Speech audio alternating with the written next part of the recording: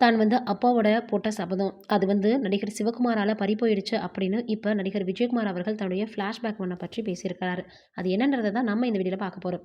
தற்போது திரைப்படங்கள்ல முக்கிய கேரக்டர் மற்றும் சீரியல்கள் நடித்து வரக்கூடிய விஜயகுமார், சினிமாவுல ஆரம்பத்துல கடும் மின்னல்கள சந்திச்சாரு. தமிழ் சினிமாவுல மூத்த நடிகர்கள்ல முக்கியமானவர் விஜயகுமார். 1961ஆம் ஆண்டு வெளியான ஸ்ரீவள்ளி என்ற திரைப்படத்தின் மூலமாக திரைத்துறைக்கு அறிமுகமானாரு.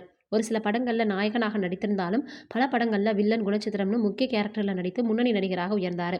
மேலும் ஒரே படத்துல விஜயகுமார் தனது மகன் மற்றும் பேரன் ஆகியோருடன் இணைந்து நடித்த முதல் தமிழ் நடிகர் அப்படின்ற பெருமையும் பெற்றாரு.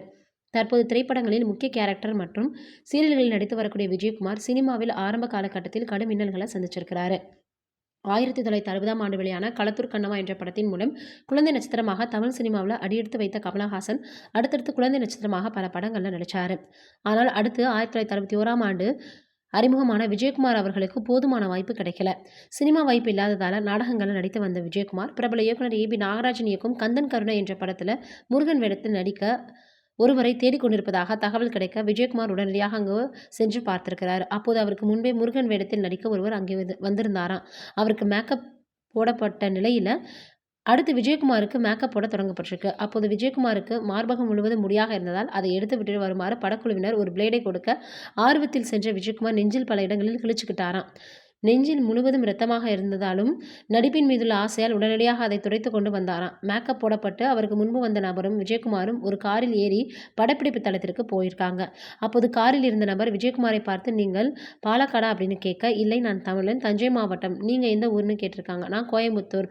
அப்பா இல்லை, அம்மா மட்டும்தான். இங்க தங்கி ஓவியம் படித்து வருகிறேன்னு சொல்லியிருக்கிறாங்க. அவர்தான் நடிகர் சிவகுமார். இந்த பேஜ் விஜயகுமார் சிவகுமார் இடையே நட்பு அதிகரித்த நிலையில இந்த பட வாய்ப்பு சிவகுமாருக்கு கிடைக்கட்டும்னு விஜயகுமார் நடிச்சிட்டாராம். அதன்படியே கந்தன் கருணை படத்துல சிவகுமார் முருகன் வேடத்துல நடிச்சிருந்திருக்கிறார். பட வாய்ப்பு இல்லாததால ஊருக்கு சென்று விட்ட சிவகுமாருக்கு முத்துக்கண் என்பவருடன் திருமணம் ஆச்சு. அப்போது முத்து நடித்த ஒரு படத்தை பார்த்த விஜயகுமாருக்கு மீண்டும் நடிக்க ஆசை அவரின் அப்பாவிடம் பேசியிருக்கிறாரு. ஆனால் அவர் ஒத்துக்கொள்ள முடியாத நிலையில, ஒரு வருடம் மட்டும் டைம் கொடுங்க, வாய்ப்பு கிடைக்கலன்னா அடுத்த வருடம் முதல் நாளில் நான் இங்கே இருப்பேன்னு சொல்லிட்டாராம். இதை கேட்டு அவரது தந்தை பணம் கொடுத்து அனுப்பியிருக்காரு.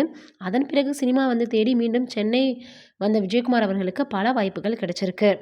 இன்று தமிழ் சினிமாவினுடைய முக்கிய நபர்களில் பார்த்தோன்னா ஒருவராக இருக்கிறாரு அப்படின்றது குறிப்பிடத்தக்கது. எப்போதுமே முயற்சி திருவினதை ஆக்கும். அதை தவிர்த்து வேற எந்த விதமான பார்த்தோன்னா நம்மளுக்கு இடைஞ்சல்களை கொடுக்காது அப்படின்றது இது போன்ற விஷயங்கள் தெரிய வருது. நீங்க என்ன நினைக்கிறீங்கன்னு மறக்காம கமெண்ட்ல சொல்லுங்க. நன்றி, வணக்கம்.